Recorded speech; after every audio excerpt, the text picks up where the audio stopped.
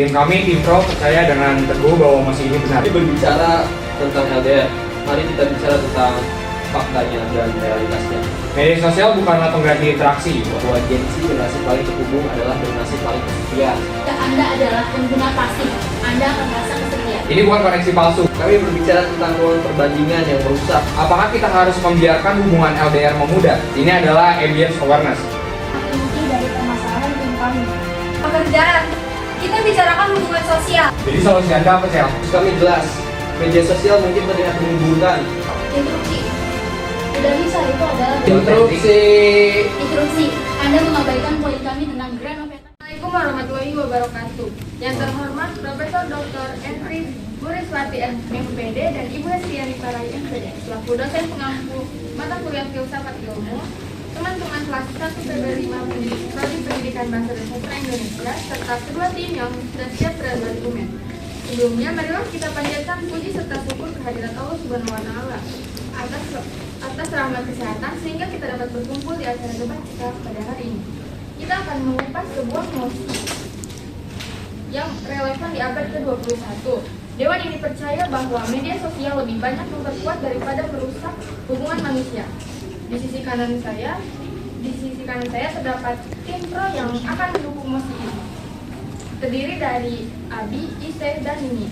Di sebelah kiri saya, tim kontra yang akan menentang mosi ini terdiri dari Julia, Sela, dan Cahaya. Aturan debat kita hari ini adalah sebagai berikut. Setiap pembicara akan memiliki waktu sekitar 3 menit untuk menyampaikan argumentasi yang akan dilanjutkan dengan sesi debat terbuka yang panas di mana sanggahan dan interupsi diizinkan. Dilarang memberikan interupsi atau sanggahan pada sesi pertama argumentasi. Pada saat penyampaian argumentasi, dilarang menyerang individu atau pihak tertentu secara personal. Wajib menggunakan bahasa yang sopan, logis, dan sesuai data. Lalu diakhiri dengan pidato penutup. Untuk memulai perdebatan ini, mari kita panggil pembicara pertama dari tim Pro, Abi, untuk membuka kasus mereka. Waktu Anda 3 menit dimulai ketika Anda berbicara. Ya, terima kasih moderator. Tim kami, Tim Pro, percaya dengan teguh bahwa masih ini benar. Memandang media sosial sebagai perusak adalah pandangan yang pesimis dan ketinggalan zaman.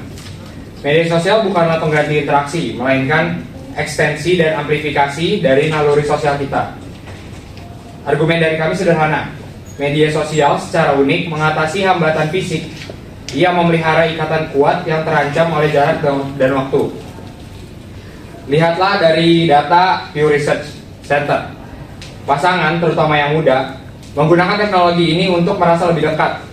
Studi tentang hubungan jarak jauh LDR membuktikan kepuasan mereka bisa sama atau lebih tinggi berkat komunikasi digital.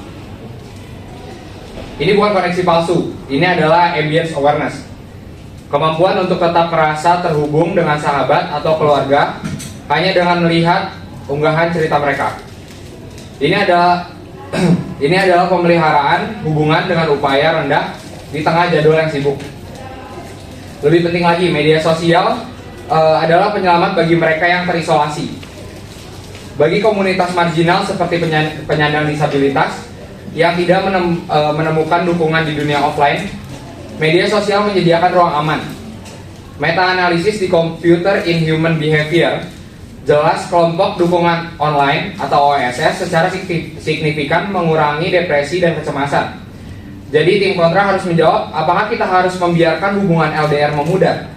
Apakah kita harus membiarkan mereka yang terisolasi tetap sendirian hanya karena tim kontra tidak menyukai platformnya? Kami percaya medsos memperluas dan memperdalam. Terima kasih. Baik, terima kasih. Sekarang kita beralih ke pembicara pertama dari tim kontra, Julia, untuk menyanggah dan memaparkan kasus timnya. Waktu Anda 3 menit dimulai ketika Anda berbicara. Baik, terima kasih moderator. Tim Pro menyinggung ekstensi dan penguatan. Argumen dari tim Pro ini menggambarkan kalau mereka itu sangat naif dan mengabaikan satu kerusakan, yaitu psikologis yang nyata. Tim kontra percaya bahwa media sosial menciptakan ilusi konektivitas yang berbahaya. Abi berbicara tentang LDR. Mari kita bicara tentang faktanya dan realitasnya, yaitu kecemburuan, kesalahpahaman, dan tekanan, untuk menampilkan bukti yang sempurna. Apa yang tidak dikatakan tim pro adalah paradoks konektivitas. Semakin kita terhubung secara digital, semakin kita merasa kesepian. Data kami jelas. Studi di American Journal of Preventive Medicine menemukan korelasi kuat antara penggunaan medsos tinggi dan isolasi sosial. Laporan Loneliness Index dari Cigna tahun 2020 menemukan bahwa Gen Z, generasi paling terhubung, adalah generasi paling kesepian. Mengapa demikian? Karena interaksi ini pasif. Scrolling tidak sama sekali dengan memeluk. Like itu tidak sama dengan empati. Tim pro juga berbicara tentang ruang aman. Kami berbicara tentang ruang perbandingan yang merusak. Media sosial adalah kumpulan sorotan yang dikurasi. Paparan terus-menerus terhadap kesuksesan palsu orang lain.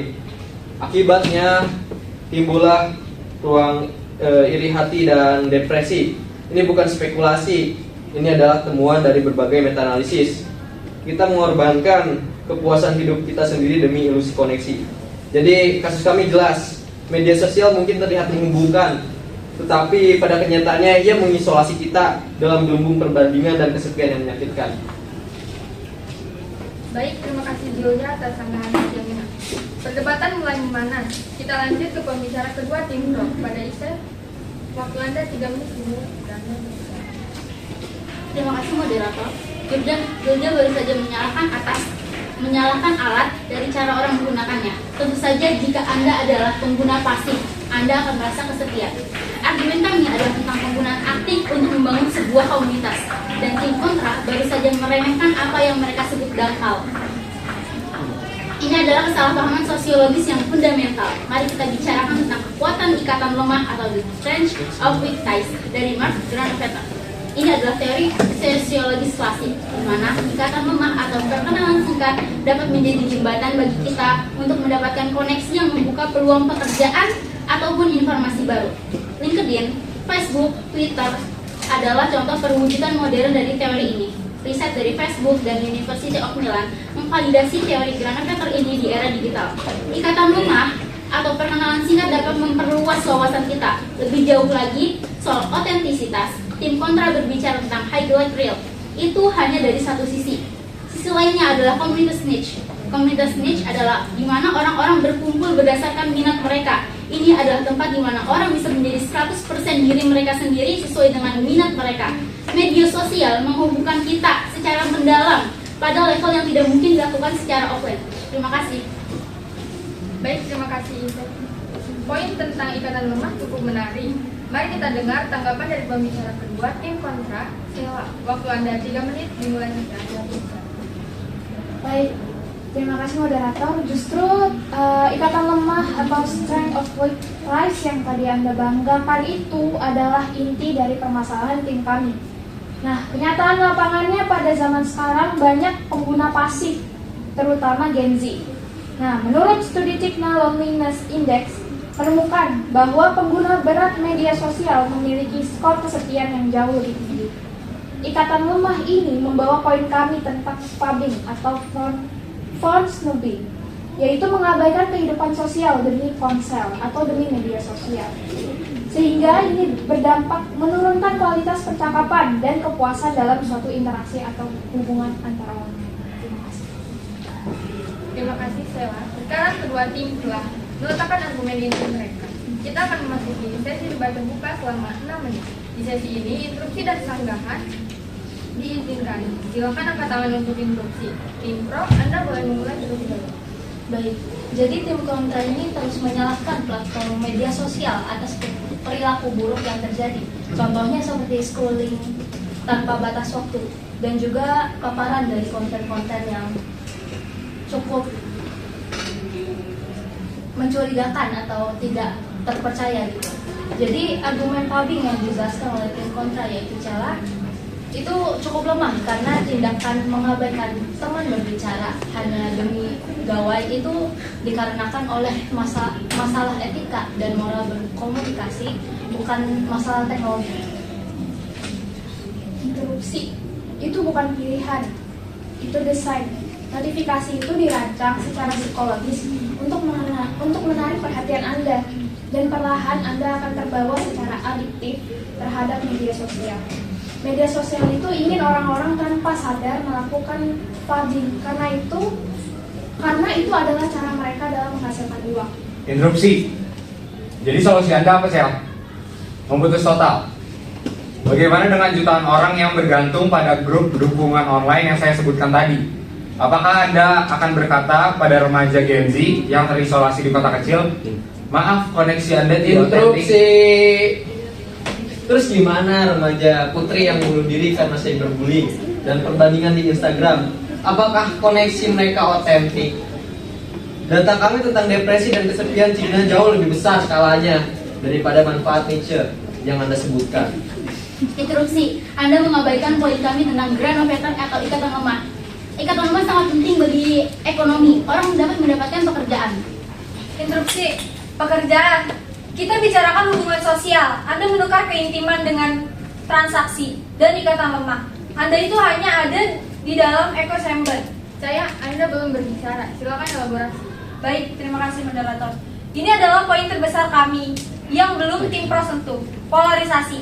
Media sosial secara aktif merusak tatanan sosial. Algoritma menciptakan gelembung filter. Data Pew Research menunjukkan polarisasi politik meningkat tajam seiring adopsi medsos. Kita tidak lagi bisa bicara dengan pihak lain.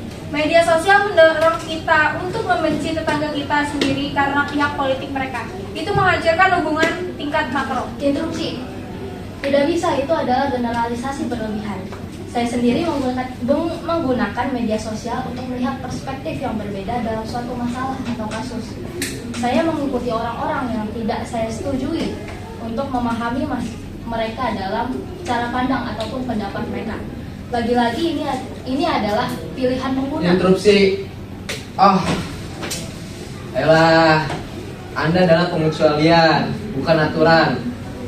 Algoritma Facebook secara default menyembunyikan apa yang tidak Anda sukai dan memperkuat keyakinan Anda. Itu bukan pilihan, itu manipulasi. Interupsi.